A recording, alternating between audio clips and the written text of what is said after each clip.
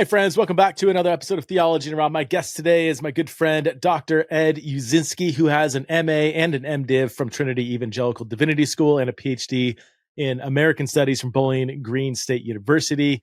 He is a content specialist for Crew, Athletes in Action, and FamilyLife, organizations with which he has been with for over 3 decades. He also serves as a oneness and diversity consultant for church and parachurch organizations. His newly released book, Untangling Critical Race Theory, Why Christians Need to Know and Why It Matters, is, in my opinion, outstanding. In fact, I wrote the foreword for this book, as did Crawford Loritz.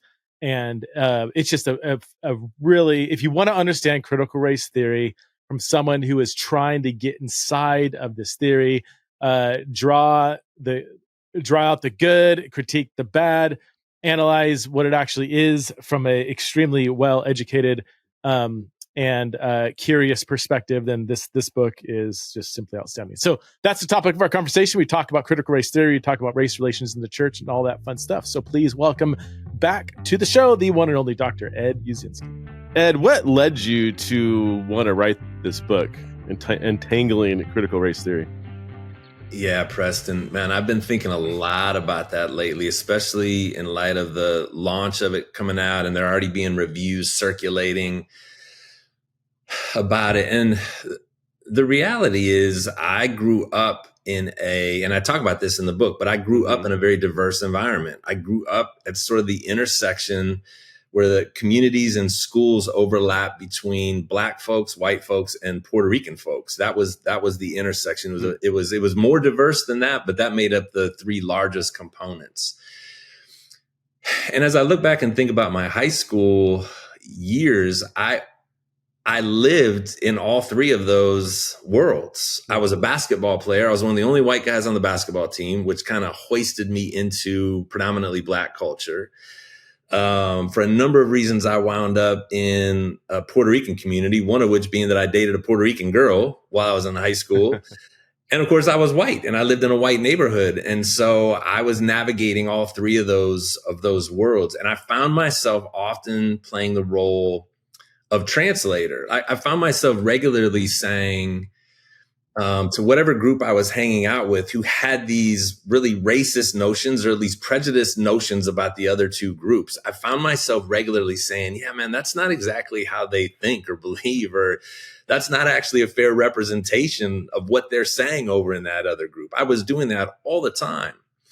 And I didn't have language at the time because I wasn't a Christian till I got into college. And frankly, even in the early years of my Christian life, I wouldn't have had the language of cultural competency to work with. But that's really, really what's always been important to me, is that I would not only become more culturally competent myself, that is being able to really understand what is going on in cultures different from mine, and be able to live inside of those cultures as somebody who again, I will never be a Black man, I will never be a Puerto Rican, but I can at least live in those environments with an understanding that allows me to relate to and to connect with the people that are there. That's always been super valuable to me. And I want other people to have it, especially as a Christian. I want other Christians to actually be more culturally competent outside of the culture that they're most comfortable in. And so that started for me, 35, 40 years ago. And the predominant lanes that I've run in are white and Black lanes. And so especially everything that's gone on in the last decade and all the craziness around critical race theory, I've just wanted to help explain, especially to my white brothers and sisters in evangelicalism, what I've been listening to and hearing and experiencing among my Black brothers and sisters for decades that just still doesn't seem to be connecting or resonating with the white church spaces that I hang out in. Do you remember when you first heard the term critical theory or critical race theory? Honestly, Preston, it wasn't until I started my PhD program that I remember I knew those ideas in the early 2000s, late 1990s, because I remember reading Peggy McIntosh, for example, who talked about white privilege, although she wouldn't even consider herself a critical race theorist, but whatever, just that kind of language and those kinds of discussions I started having in the late 1990s, but it wasn't until 2008 that I realized, oh, this is all part of an ideology. This is all part of a worldview, or at least there's theoretical ideas that attach themselves to a worldview called critical theory and critical race theory.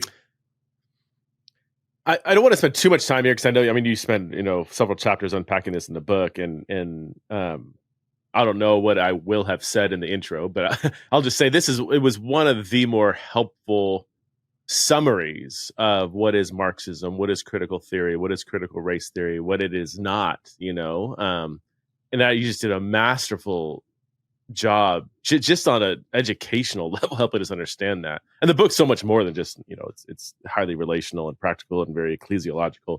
But for let's just get the basics out of the way. Like what is critical theory?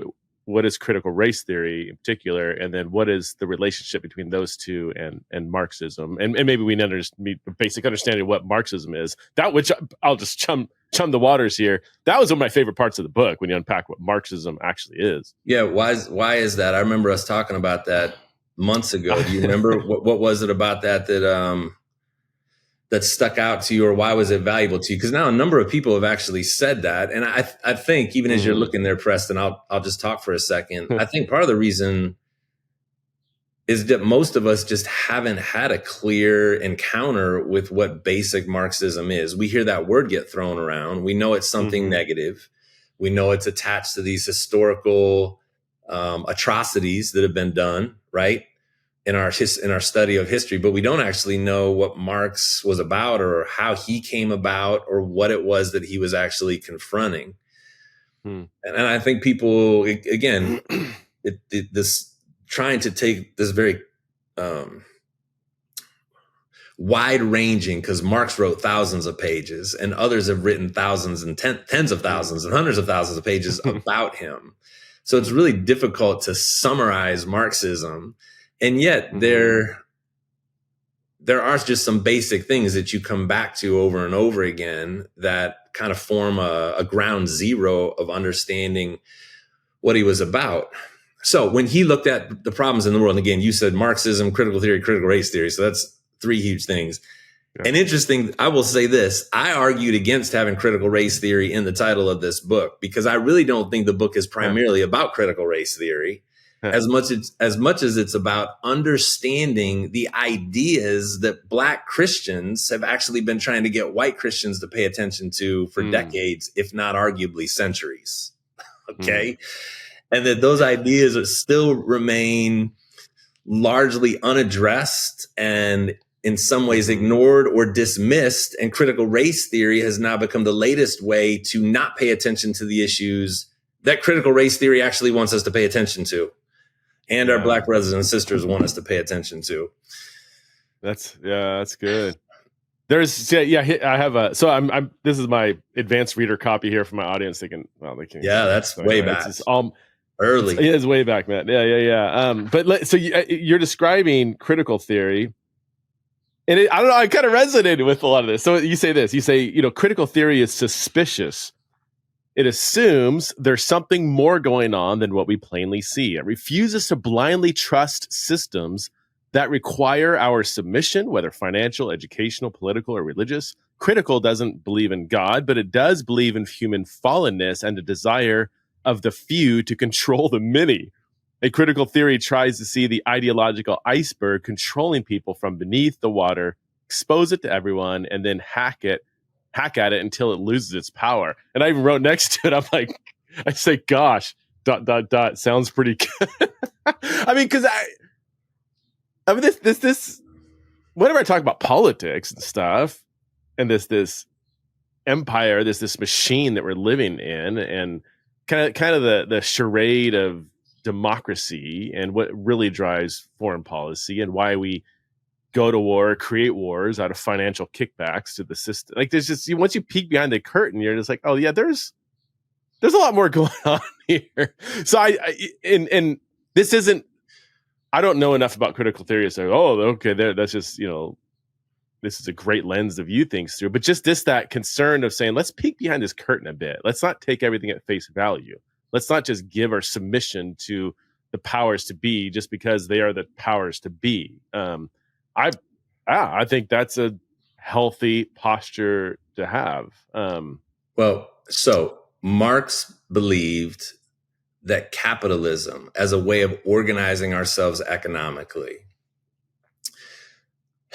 was dehumanizing, that it caused us to be alienated ultimately from the work that we do. It caused us to be alienated from the people we work with and that we end up competing against. And it ultimately caused us to be alienated from ourselves. And in some ways, again, I'm not, maybe we should say this at the beginning of this. I am not a Marxist. I am not I'm not bought into the critical theory worldview as a way of living. I am a Christian who is anticipating a coming king and kingdom that is already, but not yet, among us. And yet I grew to, and I continue to appreciate signs of grace and signs of truth, or, elements of truth that show up in any of these different world systems. And I really did grow to appreciate Marx's analysis of capitalism, not because I think what he tried to replace it with was better, because it's not, but the world that I live in doesn't do a very good job of criticizing it in the first place. And so he very painstakingly showed how this way of arrangement, this arrangement that we've created for ourselves economically, is dehumanizing. It's not good for human beings in the long run. It benefits a few at the expense of many. And so then the critical theorist, it was a the critical theorist, and he said capitalism is going to blow up at some point. It will blow up unless there's an intervention from the state or somewhere else. There are all these contradictions that are built into it, and it eventually will implode on itself. Or the workers themselves will realize that they're being taken advantage of, and they will rebel, and there will be a revolution, and there will be a new system called socialism, or as it turned out, it became communism.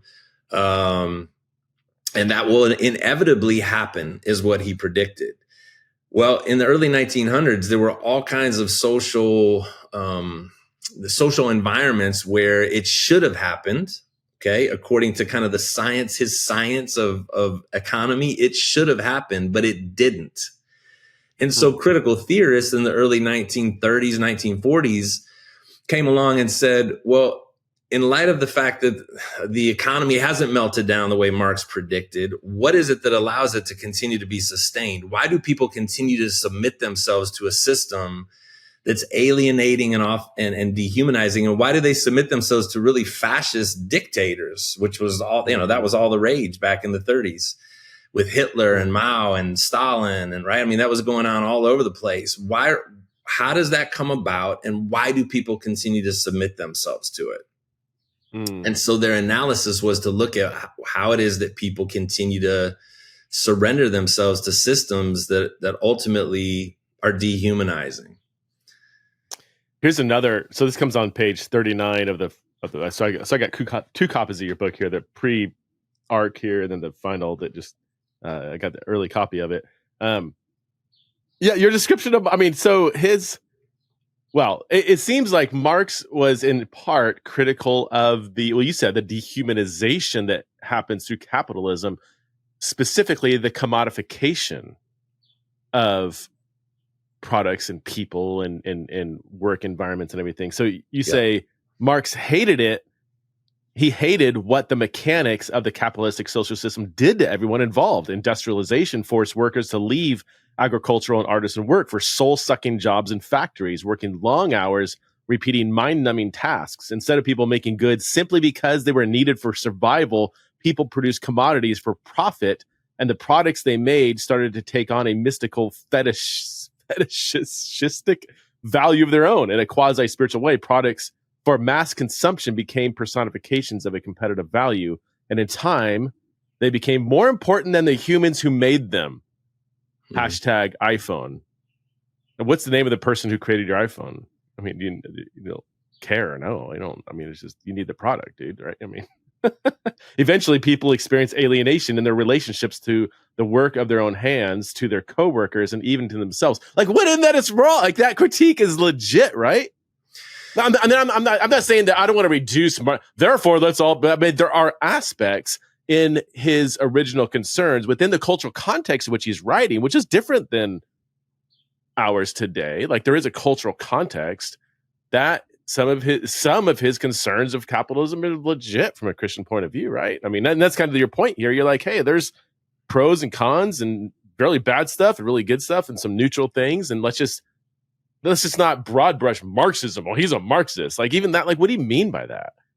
There are layers and layers of complexity here that once you start picking it apart, you can find some redemptive, or at least you could understand why certain people would have been attracted to this way of thinking and maybe suspicious about a total capitalistic system. Yeah, man. So I think, why are we not able to criticize capitalism? The way I would answer that for myself is, well, because I only have one alternative, and I know that that's worse. And so we do this all the time. Again, I will say broadly, we figure out what our tribe is, figure out what our worldview is, figure out who the others are, figure out what the other worldviews are that we're against. And then we spend all of our energy defending ours and criticizing theirs, whatever it is. And I think even just from my own personal life, I think what's happened with me in the last 15 years or so is that I am realizing more and more what an idolatrous relationship I've had with a more conservative view of life, I'm politically conservative, and capitalist view of life. I've had a somewhat idolatrous relationship with that, in that I believe, even though I would say that I don't really believe that it's going to save me, I think that inside I really do put a lot of hope in it, or trust in it, or gain security from it.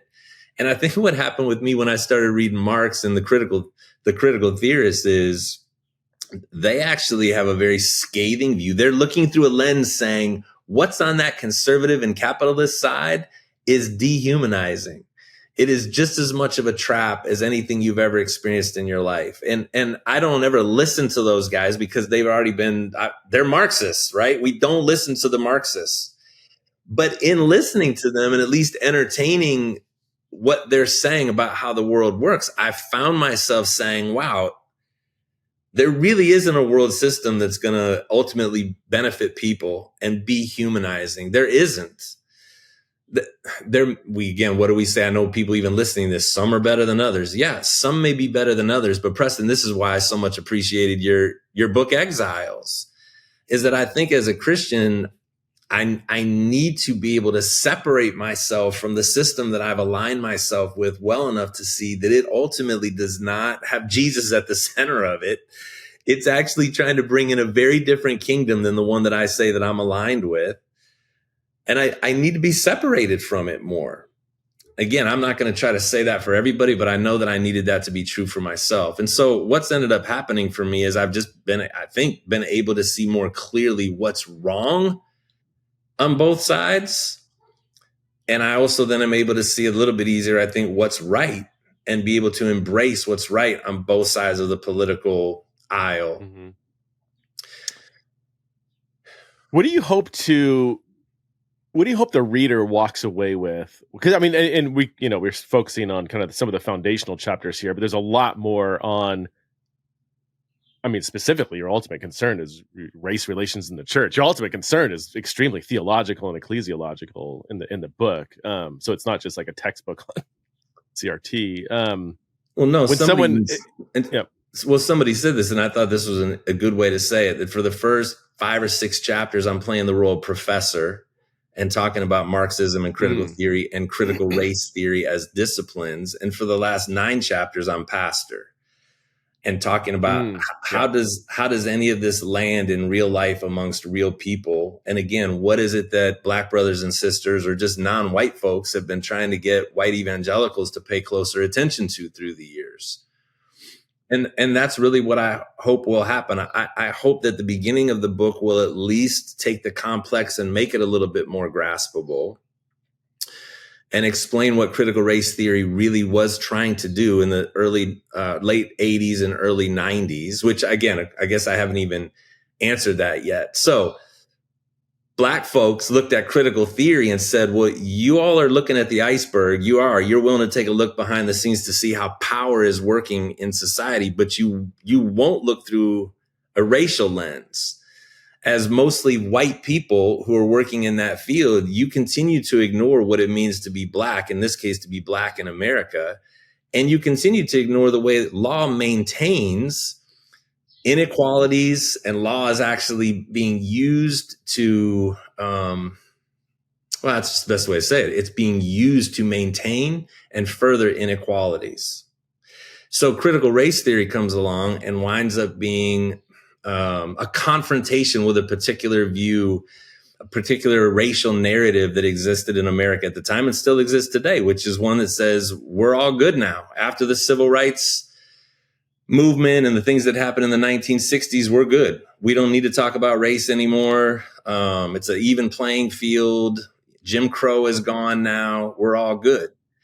And the critical race theorists, the scholars that were writing within law, we're saying, yeah, that's not really true, man. There's still stuff that's in place. There's patterns, there's policies, there's ways of being that continue to hinder the advancement of non-white peoples in this country. So again, that's what they were doing in the late 80s and 90s. That's obviously expanded. Those ideas now have expanded into other disciplines and other fields, and they've sort of taken on a life of their own politically in this last decade. But that's what those guys were trying to do. Mm. And so I hope people will understand that a little bit better. I'm sorry. Go ahead, Preston. No, yeah. I think there's a little lag on our internet here. So sometimes I don't know if you're pausing or just in mid-sentence. Let me play the devil's advocate a bit. And not even really devil, but just like kind of the what about. Like, yeah, let's we live in a post-civil rights era. We had a democratically elected Black president, And people often say, well, yeah, okay, so he got 40% of the votes. But it's like, well, I mean, the people that didn't vote for him, Obama, they would have voted for a Black conservative. In fact, they did. We've had some Black conservatives running for president. Where am I going with that? A democratically elected Black president, civil rights era, yes, there's always going to be racist individuals, but we have come such a long way. If all we do is keep talking about our past as a nation with slavery and Jim Crow and all this, it's like, look, we're so far from that. In fact, we've gone so far that in some circles, like to be a, white cisgender hetero male or whatever, can be seen as like that's almost like worse off, try getting a job teaching English at Berkeley University as a white Christian, and there's certain space, even with affirmative action and everything, like, it seems like what more can we do? Like, of course, especially with social media and everything, you're going to capture this racist incident, this thing or whatever. The George Floyd incident is horrific as that is. It's like in a country of 350 plus million people, there's always going to be that, but that doesn't mean that the entire system is still like bogged down with all these intrinsic racist, motivators or whatever. Did I sum that up well? Am I representing kind of the? You summed up a gazillion conversations you and I have had, and where we started this 3 or 4 years ago, whenever we first had our first conversation about it on this podcast. So you just said a whole bunch of different stuff. Here's what I want to know. No, I'll say this for myself again. The congregations that I've been a part of, and I don't know what all is going on in culture or how we measure cultural progress when it comes to race and racial healing. The predominantly white congregations that I've been a part of are not necessarily all that much further along in their cultural competency, their understanding. Again, let's just stick to Black culture, their understanding of Black culture, their appreciation of it, their desire to be inclusive when it comes to how we operate as a body of people. I work in Crew. I've worked with a parachurch organization for the last 30 years. In pockets, there are people that do have understanding. Again, I'm talking about white folks that have put effort and energy into trying to understand people that are different culturally from them and including them then in the process of leading on campus or leading in their part of the organization of Crew. But there's a whole bunch who haven't. And again, the congregations that I've been a part of, everybody keeps trying to talk about how far we've come, while Christian nationalism, like really bad versions of very racist stuff, are in the news almost every day. Okay, I'm not even exactly sure what to do with that or how seriously to take it, but that sure hasn't gone away from the public conversation. More importantly, I want to know and I want to look at what are the patterns and policies and ways of being that we have amongst ourselves as a congregation or as a denomination, as a Christian school, as a Christian parachurch organization. Inspect the way that you're operating and just ask and see, are there roadblocks? Are there ways of being that have become part of our history that we don't even realize that we're doing, in the way we hire, in the way we bring people into leadership, in the way we decide what issues are going to matter to us, in the way we think about discipleship and what verses or portions of scripture are going to be important to us? Whether the concept of justice, which gets thrown around a lot these days politically, whether that's anywhere in our discipleship program, to teach people how to think about what justice means or doesn't mean socially in our society. So even all that stuff that you just said, having Black presidents and this, that, and the other, Preston, honestly, I don't even know how to make sense of that these days in so many ways. What I want is the people that I do church life and Christian life with to become more cross-culturally competent. And I'm not at all convinced that there's a majority. Well, let me say that the majority of people that I hang out with still feel to me like there's a lot of work to be done, regardless of whatever's gone in society. Mm-hmm. There's a lot of work to be done in understanding. Mm-hmm. Yeah, that's helpful. And are you not convinced of that? As you think about the people that you go to church with or that you spend the majority of time with, do you feel differently from me about that? Do you feel like I was on a podcast with Neil Shenby the other day and I was talking to him and I asked him like what kind of white people do you hang out with? And he said, they're just the most wonderful people and they're kind and they're gentle and this, that, and then. And I'm like, well, I'm not talking about whether they're nice people.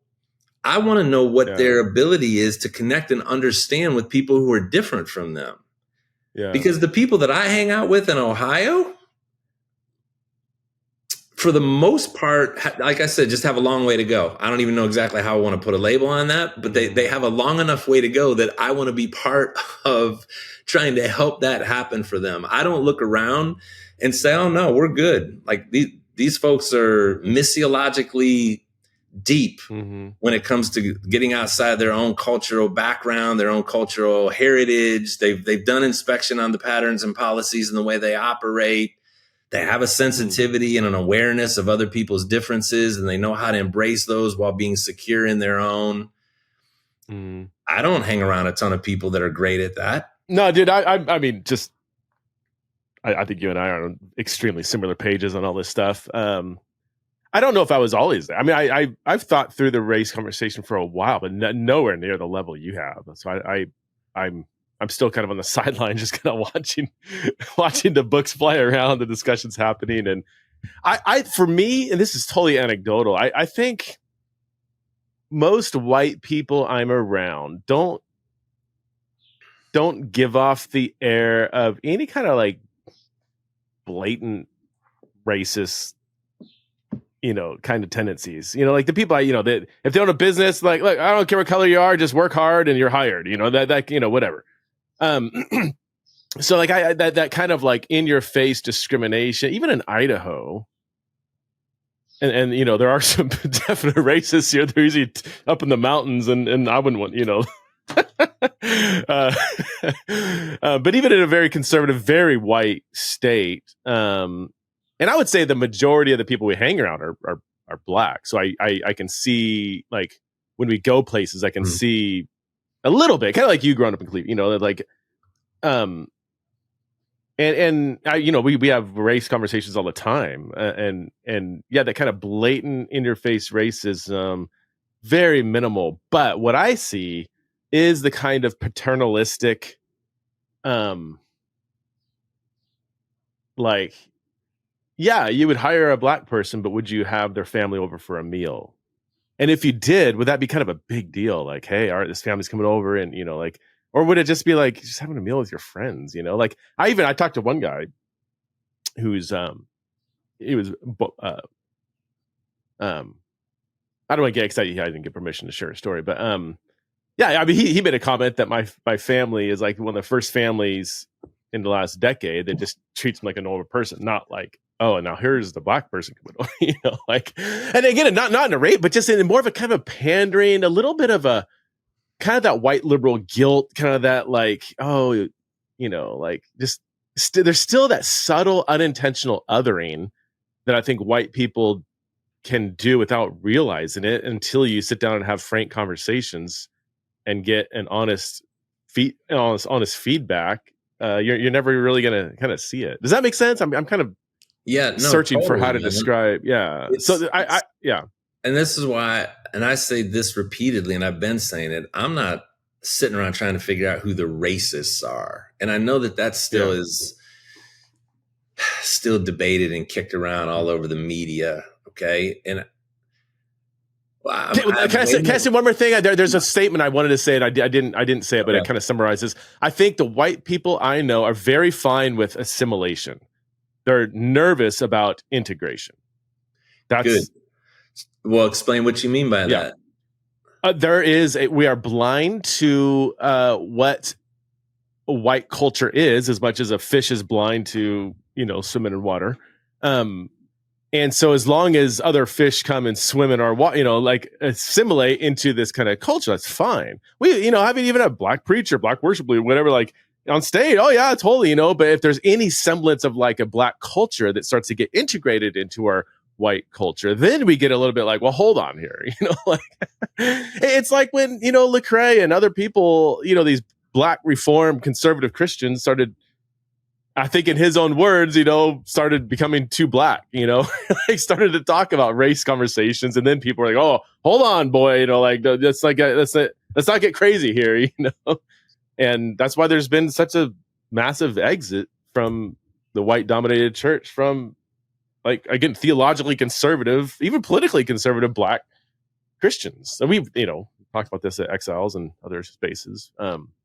Yeah, so I think that's a problem. Not everybody does, Again, there's a lot of voices out there on social media these days that are crying for a particular form of nationalism, a particular form of Christian nationalism, although I don't even think those two words should be put together. The great replacement theory and just some of these fears that we don't really want to be integrated. In fact, there's arguments being made that that's not a biblical idea. And so, man, again, when we say we need to talk more about race and not less, this is why I just think it's such a naive perspective to act like everything's good and we should move away from having these conversations when it's almost impossible. It's impossible not to deal with race. I mean, Emerson and Christian Smith in Divided by Faith, right, back in 2001, coined that idea of racialization, which basically just means you can't not see race. You can't not, because of our history, because of the way that we've been structured and wired, you can't not see race. Now, you may do different things with it. Everybody's going to do different things with race when they see it. But you can't act like it just isn't there anymore. And everything that you just said, Preston, you said, what do I hope happens with my book? I hope that I am on the side of being more integrated. I think that is what the church should be like. That doesn't mean that every congregation has to be integrated. Again, these things end up spinning out and becoming these side arguments. It's more of a mentality that says, I am going to be, just to even go back where we started, I want to be cross-culturally competent. I want to kind of let go of some of my, in this case, my my white normativity, there's a phrase that gets used a lot in these circles. What's normal for me, expecting it to be normal for you, I want to give up on that. I want to stop doing that and start looking to see what does it look like for us to coexist in the same space, and for me to benefit from you and you to benefit from me, and us to kind of take the best of what both of us bring together as cultures. And that's what the culture becomes. And that happens in some places. It doesn't in most. In most places, it's what you just described, which is there's this white normativity. There's sort of a white superiority, an unspoken white superiority. And yes, you're welcome here. We don't have our Jim Crow signs out anymore. Like you said, we'll give you the stage for a day, or we'll have one of you be part of our leadership team, but don't start messing with what we consider normal or the way we do business. And that's what needs to be challenged. Yeah. That's not good, for progressive, not for progressive reasons, but for gospel reasons. Yeah, that's good. Well, what's the difference there? What do you mean by that? Yeah, I think ultimately a progressive ideology is just trying to trade one humanistically driven power ideology. It's trying to trade that in for another one. I'm gonna take your power so that I can have power over you. That's what I always felt when I was in school, and whenever I was talking, whenever I'm talking, again, this may not be fair. This is how I read it. Whenever I talk to my really, really progressive friends, especially non-Christian ones, and I ask them what they will do when they get power, I don't get the sense that they're going to make sure that everybody gets taken care of. I get the sense they're just going to become another version of the very thing that they hate right now themselves. Okay. From a Christian perspective, I'm supposed to take power and use it to benefit other people. I'm supposed to take whatever power and privilege that I have and, in a sense, lay that aside or invest it in a way that other people are benefited by it. Not so that I can become more powerful myself and I can become a tyrant just under a different banner. I'm supposed to use it so that other people benefit by it. And I'm supposed to look out for and watch out for marginalized people and people that are vulnerable and people that are going to have a tendency to be taken advantage of. And isn't that the critique of like Marxism, that, okay, let's look and see how that's gone? Well, every Marxist regime turned into a totalitarian bloodbath. And I think you even raised this comment against some of your Marxist, full-on capital M Marxist classmates back when you're doing your PhD. You're like, all right, how's it worked? Yeah, capitalism, point out all the bad stuff, whatever, but we don't have Pol Pot in the government. We don't have Mao. Yeah. So there's massive problems with capitalism. The other option is way worse. And we're kind of drifting back now into more Marxism, so I don't want to take it too far afield. But I don't know how to make secular politics look more Christian. Again, I know that's being talked about a ton these days, and I'm not even trying to get into that. I'm really not. I'm asking the church and people that, again, are in parachurch organizations, people that align themselves with a different kingdom, should have already been doing the very work that we're talking about doing right here when it comes to integrating and being cross-culturally competent. That should just be part of our DNA as Christians. Yeah. It hasn't been collectively throughout our history, because we've aligned ourselves with a secular political worldview when it comes to race. We've operated like secularists when it comes to race far too often and for far too long. So again, is that happening in every white dominant congregation across this country? I don't know what the numbers are. I know Michael Emerson and Glenn Bracey just wrote a book called The Religion of Whiteness. Have you seen this one, Preston? Everybody's been telling me about this, and I finally just got it for myself. No. So this is almost a follow-up. It's Emerson and a guy named Glenn Bracey, who's a sociologist at Villanova. Oh, yeah. And it's just now a deeper dive into, how far we've come since 2001 when Emerson wrote Divided by Faith. It would appear that there is still a significant enough percentage of people that are actually like haven't come that far away from whiteness as an ideology and that's interesting. White superiority, or again, whatever language that we want to use. It would seem that that's still enough of a problem that reputable sociologists are saying, hey, we should look at this and pay closer attention to this. Here's another one. The Great Dechurching. Jim Davis is a friend of mine. Okay. Yeah.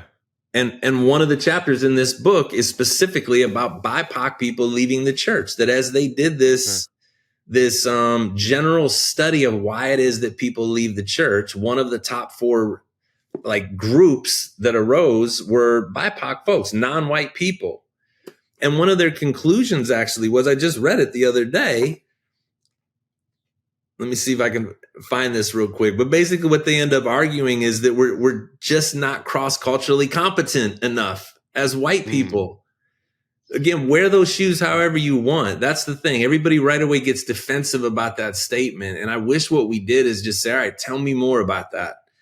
What would that look like in my life to be more cross-culturally competent? I wish that was the first response, instead of right away telling me about Obama being the president. And, you know, we had a black person speak at our conference. And the conclusion of these sociological studies is, no, we need to do a better job. Is it limited? The lack of cultural competency, is that unique to white people or whiteness or white culture, or is that just any kind of racial category of people is going to have a natural incompetency with another culture? No, I think that's a great question, Preston. And I would argue that it's definitely true for everybody. So that this thing that I'm arguing, I think everybody needs to put these shoes on in different ways, for sure. In this country, though, and again, I'll just speak in our churches and the way we've operated as Christians in this country, I do think that if you've been part of a marginalized group, again, let's just even talk white, black, that black folks have been forced not only to understand their own culture, not forced to, but they understand their own culture, but they've been forced to understand white culture. They've been forced to become cross-culturally competent about at least dealing with white folks, while white folks have not been forced to become cross-culturally competent beyond their own lines. You know what I'm saying?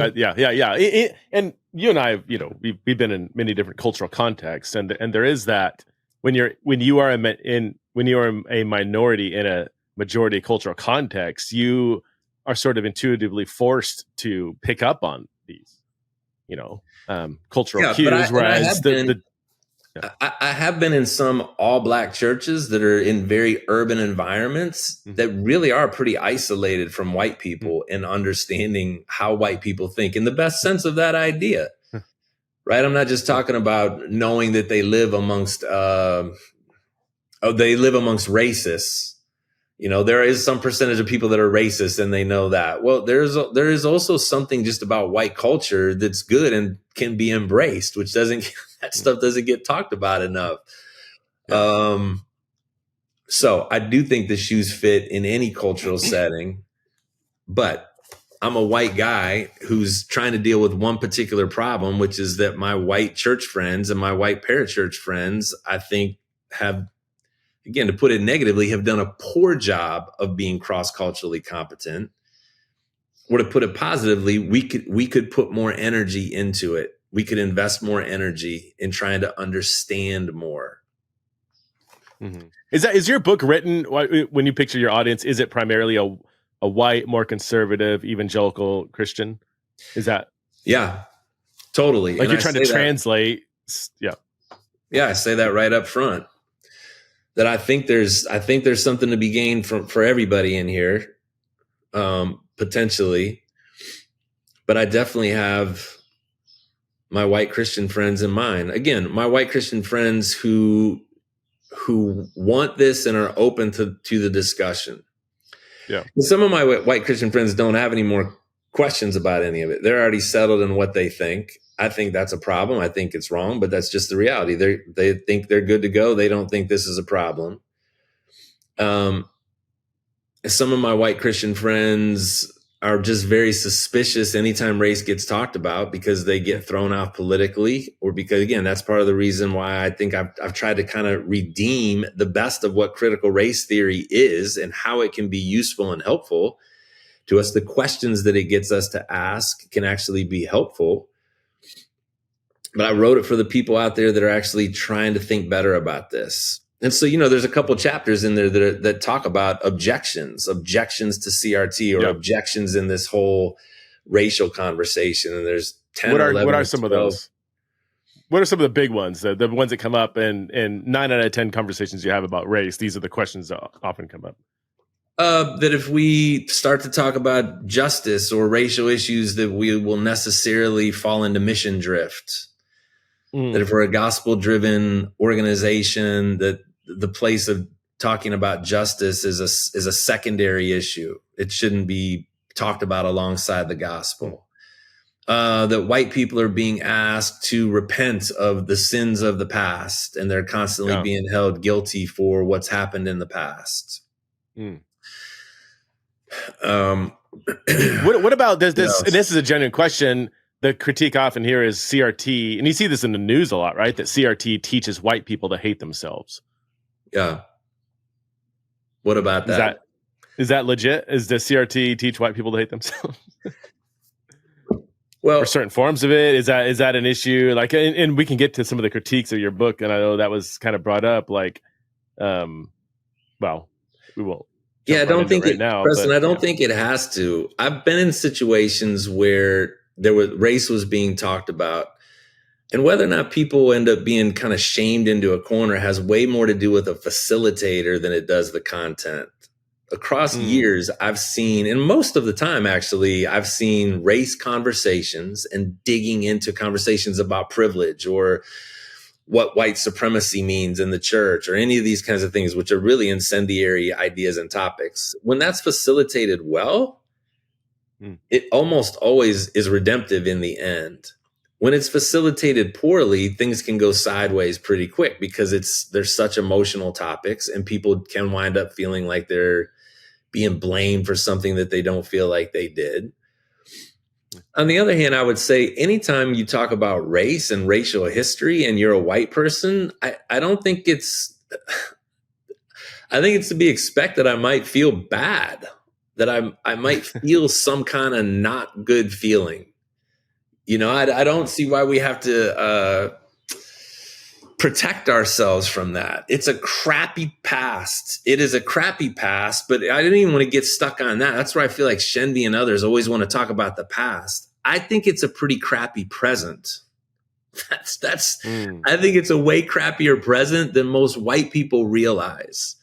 And the fact that you mentioned Lecrae or, the Jamar Tisbys or, these movements of leaving evangelicalism or leave loud, like what is going on there that so many of our thoughtful,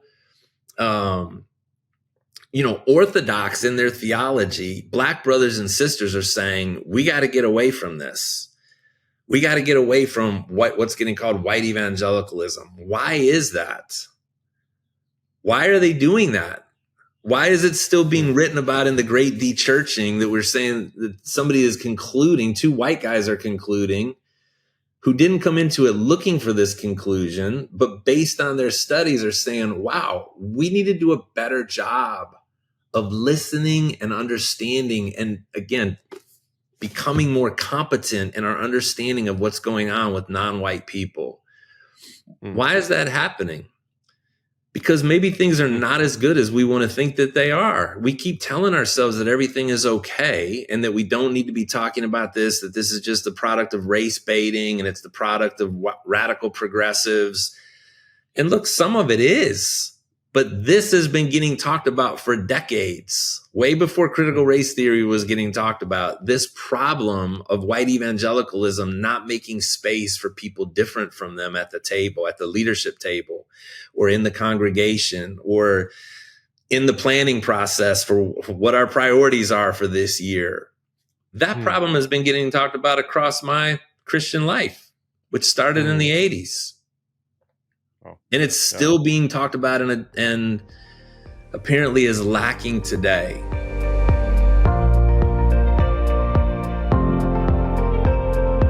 So a couple of years ago, I had on Dr. Lee Warren on Theology and Raw. It was episode 1101, and he came on the show to talk about the brain, the body, and dealing with trauma, and it was a fascinating discussion.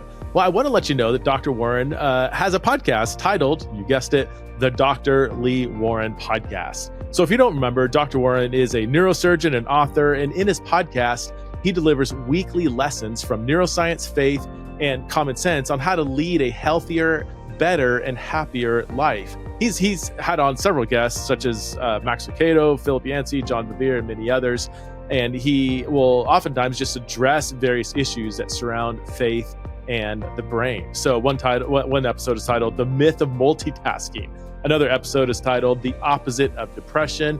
Another one is How to Pray, Hear, and Find God. Another one is Problem Solving Through Perspective Shifts. So this podcast is really engaging. I invite you to check it out. Again, it's the Dr. Lee Warren Podcast, and you just have to subscribe to it on your favorite podcast app. I want to get to some of these critiques because your book isn't even out yet. Well, by the time this recording is released, I think it will be. But you've already had, you had a pretty critical review in Christianity Today by Dan Darling. That came out April 22nd, so a while back. And then you had a really long critical review from Neil Shenvi. And when I say critical, they acknowledge some positive things up front. I have the CRT, the Christianity Today one here. It's your book, and it's been 8 months since I read it. So I'm probably not the best one to evaluate this review. You read this review, right? Do you have any? Go ahead. Should I summarize? Maybe I should summarize a couple of the critiques and have you respond. On let's talk about one at a time. Sure, let's do the Christianity Today one. So he says, he acknowledges some positive things, but then he says first, in critique of you too often assume a context of evangelical failure.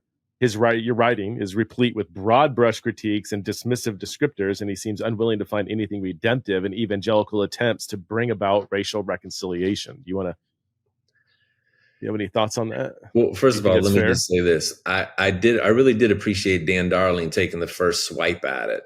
So he was the first one that wrote kind of a robust effort to review it. So that's cool. And I appreciate that. I was disappointed with comments like that because I'm always disappointed when I'm in a meeting or when I'm with someone and they need to hear all the good news before we get to the bad news. That's what I felt when I saw that. Number one, there's definitely some things we could have pointed to that have been movements forward.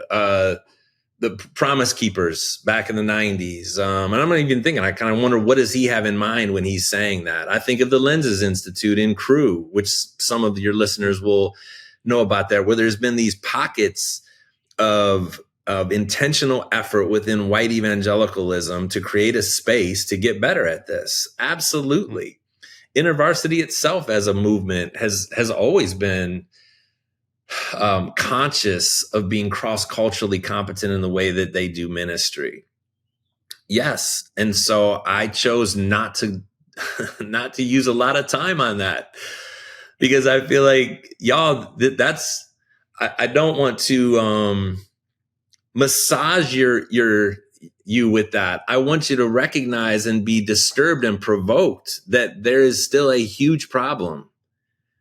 There's, again, a huge problem. Some people are going to hear that and just kind of immediately recoil. There is still a problem that needs to be addressed. And let's ask ourselves, what is going on in my community? Right now, let's not keep talking about the whole church or all the stuff that's gone on and the great progress we've made. What progress has taken place inside of your community?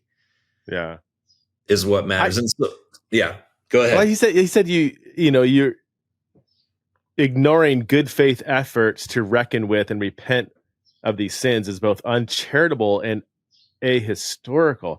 I really like Dan. I think he's a great thinker, and I think the review is overall well, I got some issues with the review, actually. I was trying to be really positive. Yeah.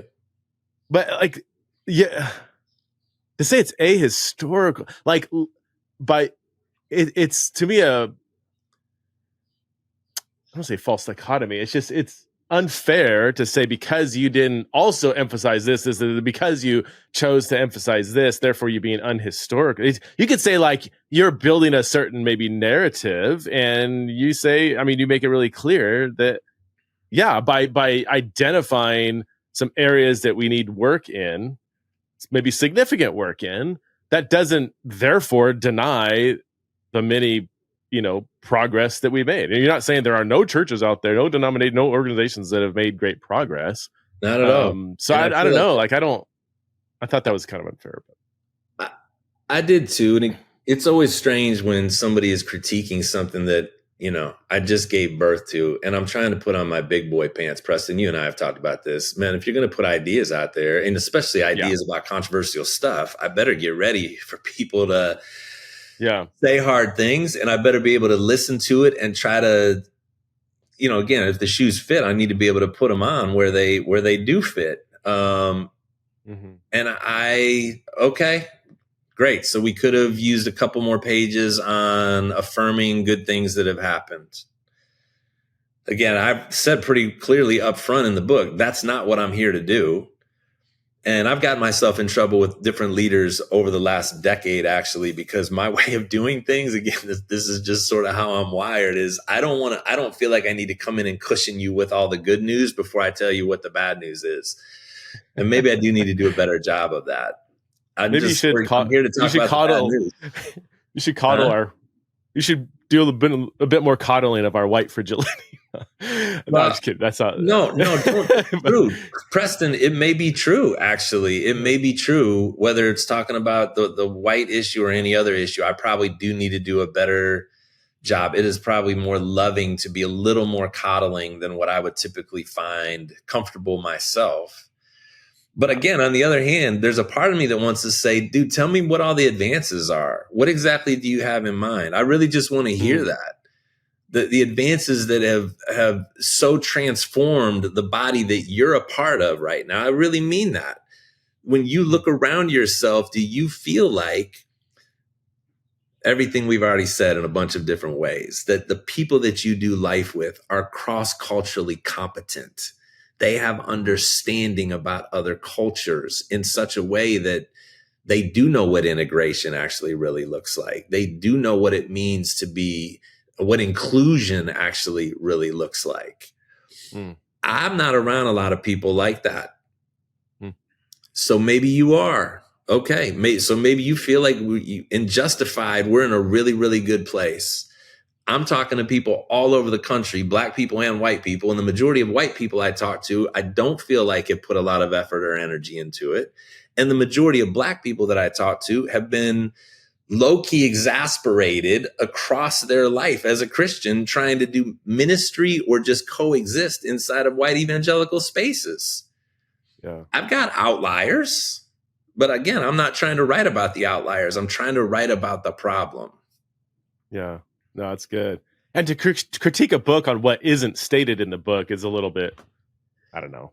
Well, I think that's become kind of fashionable too, man, especially whether it's talking about sexuality and gender, but definitely in this race space, that it has become fashionable to critique a book for not being the book you wanted them to write. You think these things should be talked about. And it's like, okay, then you write that book. I purposely chose not to do some of the things. So there was another critique in there that really bothered me because I actually wanted to do this. And he said that there wasn't enough reference to different voices, especially within the Black community, who have a problem with CRT. And I actually wrote 2 pages, 3 pages actually, that didn't make the final cut. Which, again, for whatever matters to people who are getting a look behind the curtain right here, we cut 5 chapters.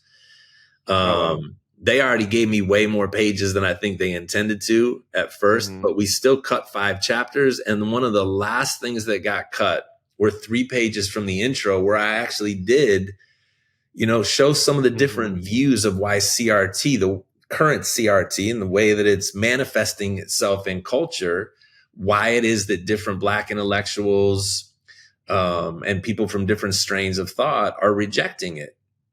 And I totally have an appreciation for that. But I actually still think you can use it in ways that raise questions for Christians that actually can be redemptive. Yeah. I mean, you said you ignore important conversations taking place in scholarly and journalistic circles among ideological mavericks like Glenn Loury, Thomas Chatterton Williams, Barry Weiss, Bill Maher. None of whom can plausibly count as evangelical or politically right wing. I mean,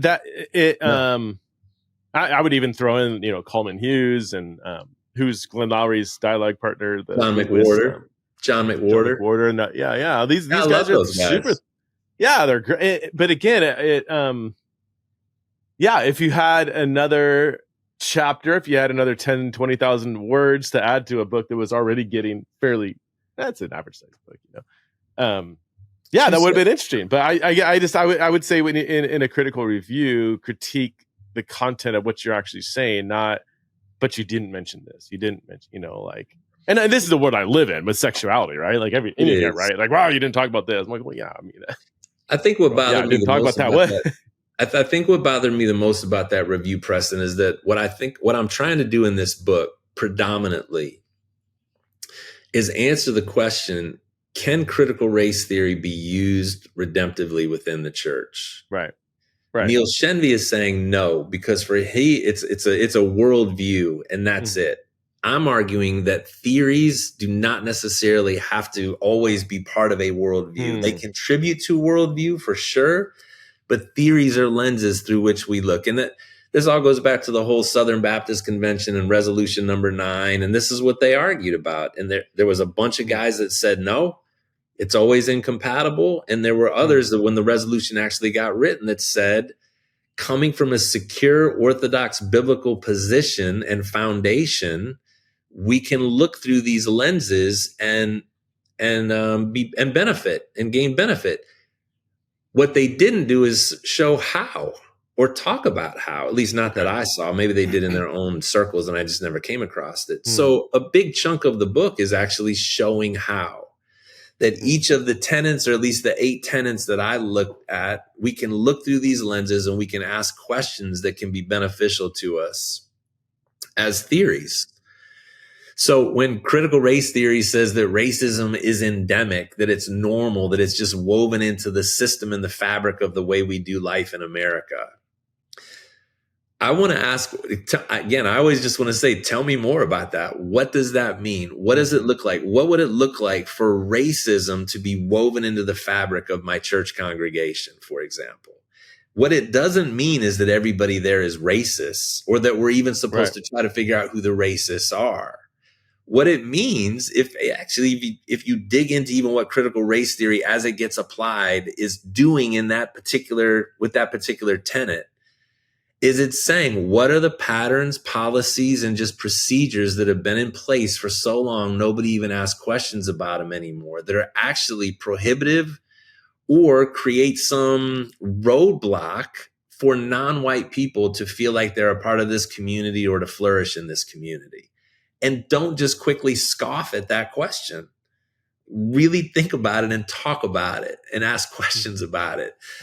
And maybe ask minorities, create space for minorities to actually be able to speak to and answer a question like that, where they really will give you honest answers, and just see what happens. Yeah. And maybe you're cool. Maybe we actually have done the work and there's nothing that's in the way here. But until you've actually asked the questions, you don't know. Just as one example, that's just one tenet that gets thrown around and just summarily usually cast aside because it's like, we're not racist anymore. Okay. We got black friends. We have black friends. We had a black speaker. We've got black people in this congregation that don't have a problem. They love being here. Okay. Yeah. You don't know until you've actually sat down and tried to have those conversations. And it's surprising sometimes what ends up coming out. Have you seen the movie Get Out? Yes. Yeah, no, that's what those guys. That's what Peele's going after. That's what Jordan Peele is exactly what he's kind of attacking. Yeah, I would have voted for him a third time. It's that brand of like white liberal racism that I see, for lack of better terms. That's a broad statement, but like that. Yep.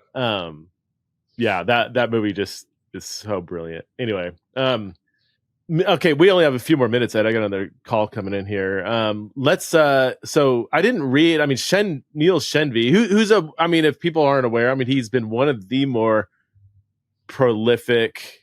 I've never read anything by him. Okay, so I just know him from a distance, from like his name gets tossed around and stuff. So, but right, he's one of the more prolific critics of critical race theory from a conservative evangelical perspective. Is that a good way to summarize? Yeah, very much so. And I came across him maybe 5 years ago, I think, when he first started writing, because one day I did a Google search. I typed in critical theory and Christianity because I was just curious to see, was anybody actually writing from a Christian perspective about critical theory? 5 years post my PhD being done. And he immediately came up. He actually did a really good job, I think, of building a brand around it and becoming kind of the voice. Yeah, so we just had a conversation and did a podcast together. And not surprisingly, he has major problems with some of my takes in the book. And the reason why it's not surprising is because I disagree with him and the way he does some things.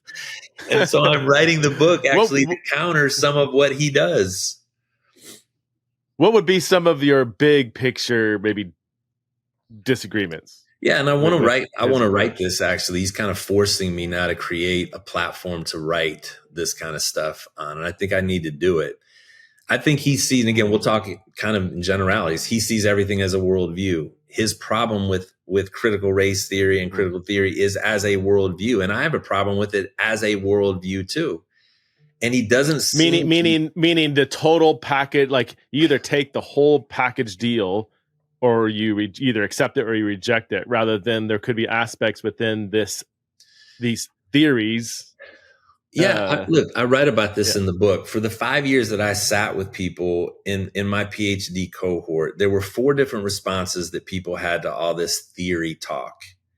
One of them, where there was a couple of Christian people that were in the room, I was one of them, who, coming from a Christian worldview, were able to kind of dissect what was good and what was bad, and took and used what was good, and actually maybe in some cases were confronted in their own thinking, like I told you I was, and had to kind of change some of my own thinking as a Christian as I looked through these lenses. Okay. But I didn't fundamentally give up my Christianity to do it. I could say yes to this, this, and this, and this. I disagree with that application. Okay. So that's at one end. At another end were people who the critical worldview was their religion. It was their religion. And so everything is nothing but a power game. There is no God, first of all. There is no God. There's nothing coming from outside the system to make any kind of a difference for us. And in that's fact, fundamental to maybe everything you're saying, that is a fundamental component, whereas somebody else might embrace aspects of the system, but it's not all founded upon an atheistic. Yes, so that's very different. Like, this for them is a worldview. There is no redemption in this worldview. It is all a power game. It is all about who has the most power toys in the end. It is about dismantling the current system and completely doing away with what it represents and replacing it with our own system. And on, okay? And they were committed to that as a worldview. And then there were people everywhere in between that, where some people are just trying to figure out what they think about anything in life. And so they've kind of got this bricolage where they're taking a little bit of critical theory and a little bit of Christianity and a little bit of this and a little bit of that. Again, that doesn't work in the end, but that's what they were doing.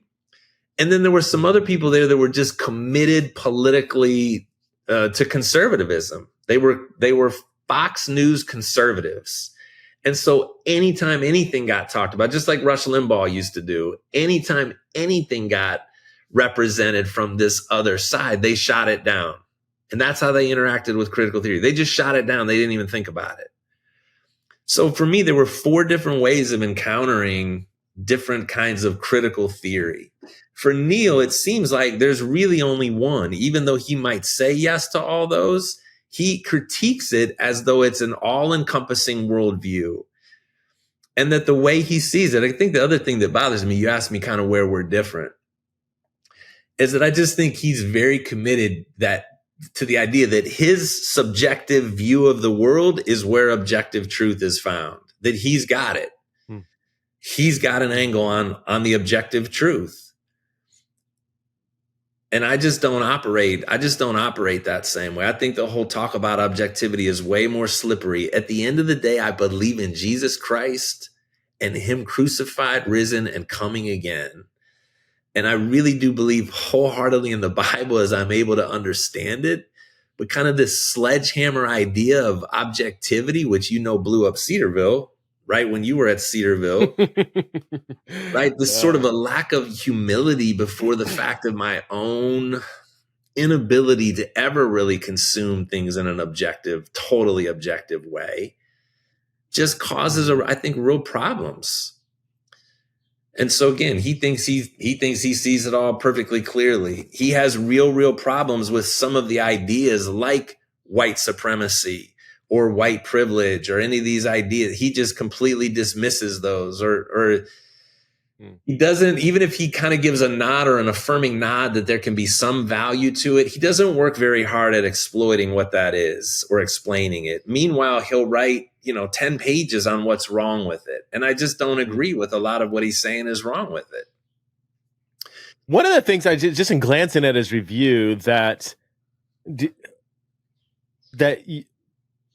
you insist in the book, according to him, that evangelicals are exaggerating the dangers of CRT. And he cites lots of evidence like, well, look at this. Like there are some incredibly profound dangers of CRT. Do you agree with that? Do you think evangelicals exaggerate, or would you acknowledge that there again are certain people who are advocating for certain forms of CRT where it very much is teaching white people to hate themselves or like prioritizing, Sure. And just even in keeping with what I just said about objectivity, man, I've got my experience, and my experience has taken me all over the country, and I'm an extrovert, and I talk to people and listen to their stories, and I listen to what's happening, and I read. Okay, again, I don't know where he's getting his information from. That's just being honest. Where do we get our information from? From our experience with people.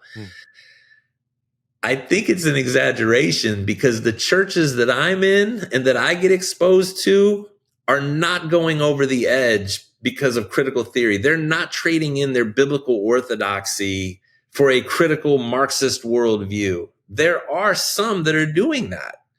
They're becoming, it's the United Methodists and what they're doing with sexuality. So this is the other thing, is like, which issues are we going to say are the litmus test for whether you're remaining orthodox or not?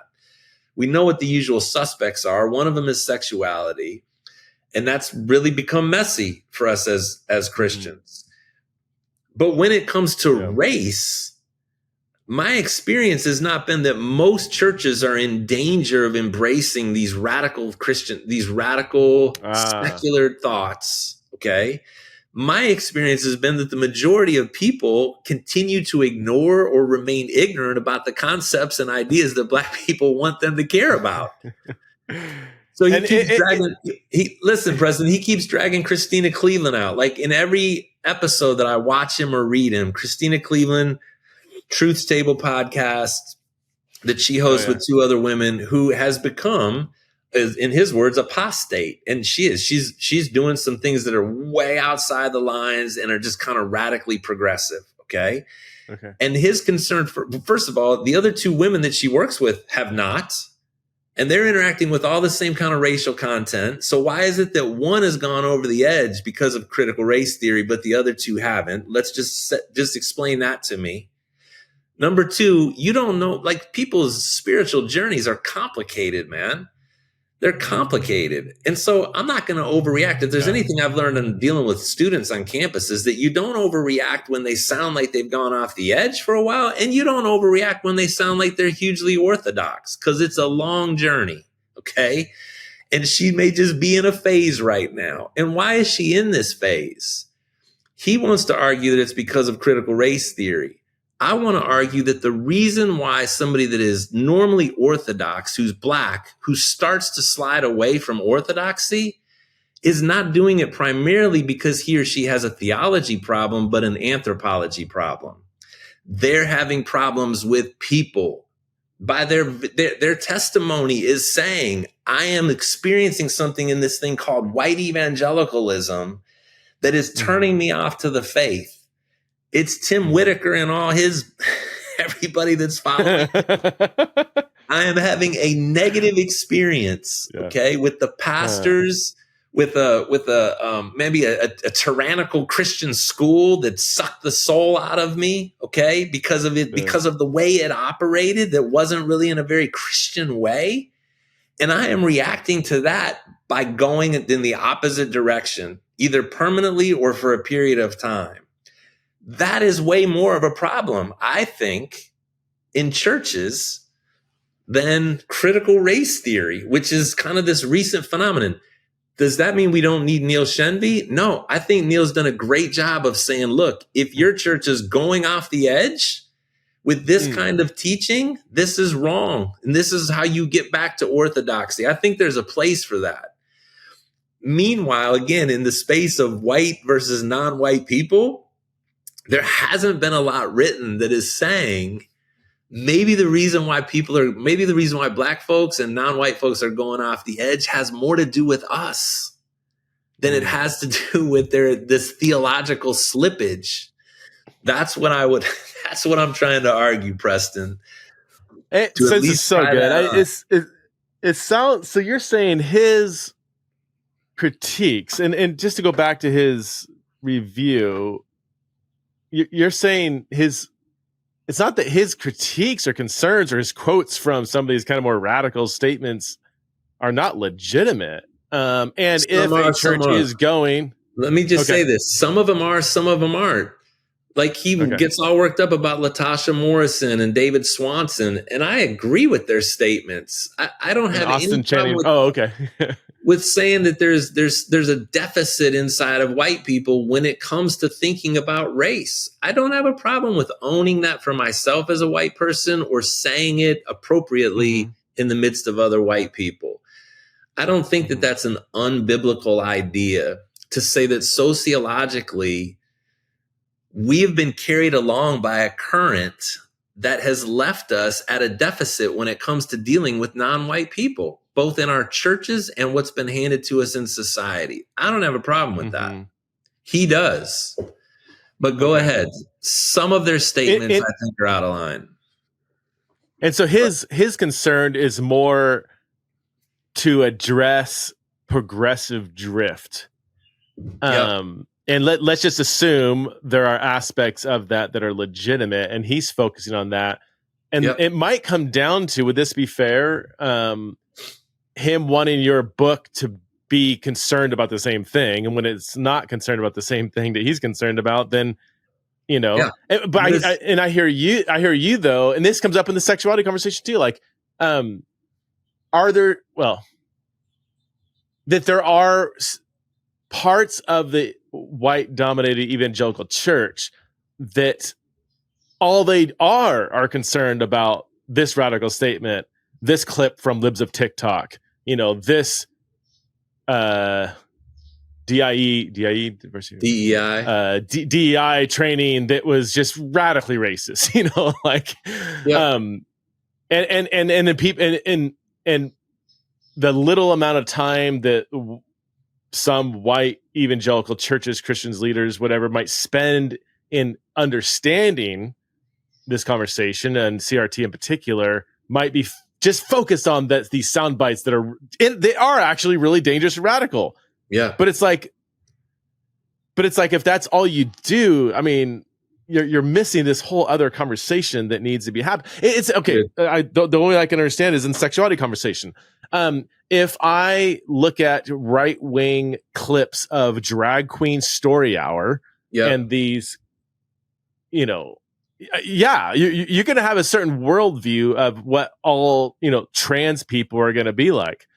Or if all you do is pay attention to maybe some of the radical trans activists, you're going to have a certain perception of the conversation. And when I look around, I'm like, I know, gotten to know quite a few trans people over the years. I've still yet to meet anyone that identifies as trans that would advocate for drag queen story hour, or even would resonate with most of what trans activists even talk about. Like, not that those things aren't happening, not that there are male trans-identified people in female sports blowing people out of the water. I just watched a clip, just yesterday. This race where it's like all the females back here, and there's a male 100 yards in front of everybody, and it's like, but if that's all you focus on, and then you get upset if a book doesn't, my book on Embodied doesn't address that. I'm like, yeah, I could feed red meat to the church all day long, and all they're going to do is keep cultivating more and more and more of a distance from the actual trans people, that are outside or inside the walls of their church, that are just trying to say, who is this Jesus person? With that, totally. I don't want to put words in your mouth, but it sounds like that you're just addressing a different side of this conversation. It's a different problem. Yeah. What problem do you think is the bigger problem is the question. Well, that's the question. And I don't think that the bigger problem that everybody's getting hysterical about is in the church. So I even keep saying this, you need to separate out even what's going on in church versus what's going on in political culture. Those are different conversations. Okay. So let's just focus on the church. I don't think it's the greatest threat, since the Reformation, and some of these quotes that I read that are just over the top. I think that's just ridiculous. I think the much, much bigger threat has already been present for decades. And we go through these little windows of time, maybe where there's a trauma that causes us in white evangelicalism to pay a little closer attention to our race relations and how we're operating racially. And then we go right back to normal again. That's what I think is and that'll be the biggest, still a problem 5-10 years from now. That's why I still thought it was worth writing this book, even though I didn't want critical race theory to be in the title. Honestly, I didn't, because I think it's about more than just critical race theory. It's about a way of relating to one another, white folks and non-white folks relating to one another in the church. And what I even feel about Neil is that when he's pulling quotes all the time from the critical theorists, I do feel like he takes them to these extreme application places, which I totally agree with him about. But I also think that by taking these quotes out of their original context and not doing justice to why they're making the quotes in the first place, okay? So he's just analyzing the rightness or the wrongness of this quote or this paragraph even that gets pulled out of its context. And I say, dude, we need to do a better job of asking how that wound up in the larger piece in the first place. Like, what is the story behind why they're writing this? What is the situation that they're actually talking specifically about? Because when you take it out of its context and just start applying it willy-nilly to different situations, that's not doing justice to why they said it in the first place. And I think he's guilty of that all the time. And I know you didn't just understand anything that I just said, but maybe everybody that's listening, because I know you're I'm listening to you. Okay. I'm reading the thing here where he addresses that. This was again do justice to it. He doesn't do justice. Well, to it. And again, to be fair, I think have I read anything by him? I've only skimmed a review, so take it with a grain of salt. But his first complaint is that your book contains very few lengthy quotes from primary sources on CRT. This approach certainly makes the book more accessible, but it means that the reader is 1 degree removed from academic literature. So, he wanted longer quotes so people can get the context. But then as I skimmed down, and he quotes extensively from Austin Channing Brown. Yep. And all he does is have one line quote. Like, he does the exact same thing he's accusing you of. Is that a fair? And if Neil's listening, maybe this isn't like a formal critique. I just found a little odd that the very thing he critiques you of not quoting full content, because he has, he quotes Brown saying like Brown. No, this is a different. Hold on. Actually, there's tons of places where he takes one line quotes from books he disagrees with. Yeah. And I thought it was a little odd that he critiques you for citing a book when he goes and finds other places in the book that he finds disagreeable with a one-line quote. So it's like you got to throw the whole book out if there's anything in it that's disagreeable, which again, you and I already have a problem with that just in general, operating that way. I think, again, I appreciate Neil. Neil's done way more work on this than most Christians that I know, okay, than either of us know. And I appreciate the effort to dig. I would critique, though, his process. And yeah, man, he already wrote a 485 page book full of quotes. Why would I need to do that same thing? Anyways, I was feeling that way the whole time I was in the writing process. Is what do you keep? What do you get rid of? How much do you overwhelm people with quotes, and how much do you reference? And yeah. Okay. So I choose to go a lot skinnier on, I'm not going to pull a ton of quotes out. Also, because I think when you pull a quote out to do justice to it, you need to talk a lot about it and how that quote wound up there. And he doesn't do that.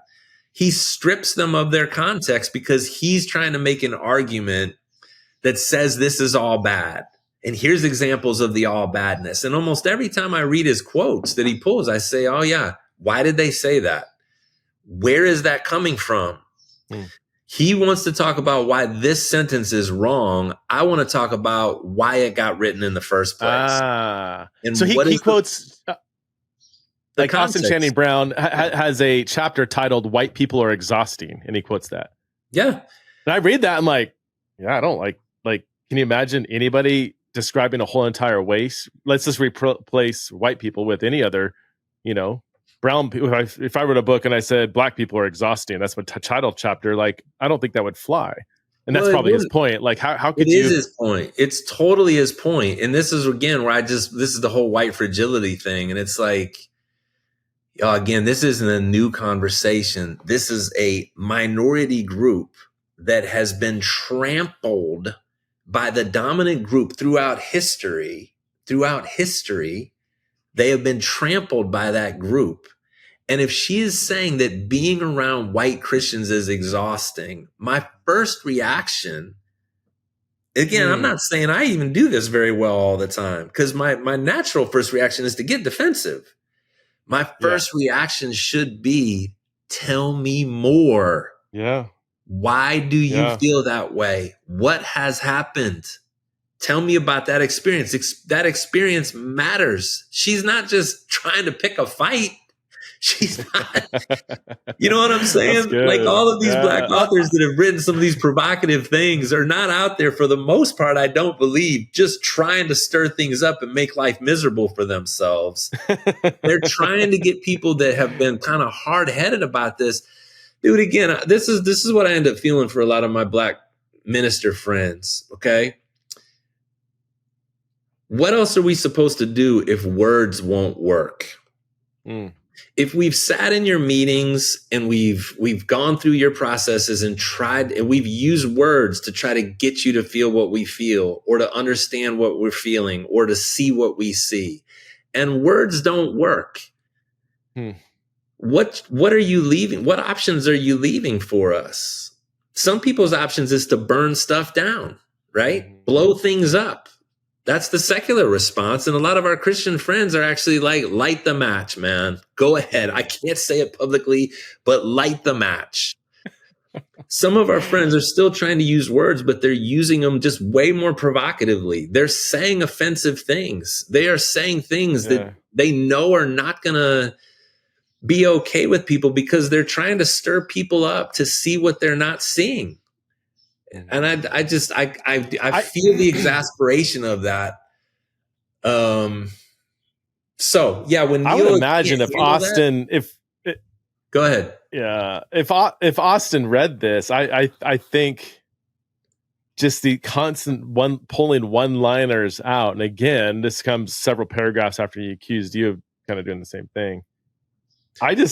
I would be frustrated because I get this all the time. People pull one line out of my thing and like, Totally. hold on. Like, did you read the paragraph? Like, what? How is that line functioning in the overarching point I was trying to make? Like she says, whiteness constantly polices the expression of blackness allowed within its walls. Period. That's it. That's all I got. Page 70. Well, in and of itself, I could see where I could get defensive, but it's like, what is that? I'm like you, man. I'm like, tell me about that. Because I think there's something here. I'm like, yeah. Like, if you mean this, then I think that's actually really legitimate. If you mean this, then I don't know. But like, I unpack that for me. Maybe she does. And, in this chapter that he's pulling this quote from. But you should be asking questions rather than writing condemnations. That's what I'm saying. And so, man, again, what the problem he's trying to solve is to warn people about the dangers of critical theory and kind of a progressive worldview. I'm all for it. I get it. I don't think that's the problem that he thinks it is. I think the problem that she's describing is actually the one that we should slow down enough to ask more questions about and just see, again, do the shoes fit? Do the walls within which I function and operate as a white Christian, would she feel the same way inside with me, inside those walls? Mm-hmm. That's me, and not just me, but the people that I work with and the people that I minister alongside. Because it's not even just about me. That's another way that I just think we become too dismissive about this is I'm with a team of people. I'm with a team of ministers. I'm with a team at church. So it's not enough for me just to say, yeah, no, I'm doing the work. I'm working to be understanding. If there's 9 other people, though, that are in the room that aren't, that she's experiencing, then you're not enough, man. She's still feeling, again, oppression or whatever the word is that we want to use. But let's at least explore it before just immediately shutting it down. Hey, I got another meeting coming in 1 minute, and I've already pushed him back 15 minutes, so I can't do it again. Cancel it. Dude, we got more. We have another. Bro, always great talking with you. Where can people find you and your work? Yeah, by the time this comes out, hopefully I'm going to have a website up for the book launch, which happens June 25th. And I want to create an untanglingcrt.com website. I'm in the process of working on that right now. I should have done it 5 months ago, but here we are. And so people can find me there. My response to Neil will eventually be put up there. Okay. And the book's already at Amazon or IVP.com if they want to get it. So I'm definitely open to hearing people's feedback and want to get better in the conversation, man. It's not over. Thanks again, man, for being yet another guest or being a guest yet another time on Theology and Raw, man. Appreciate you. Thanks, Preston.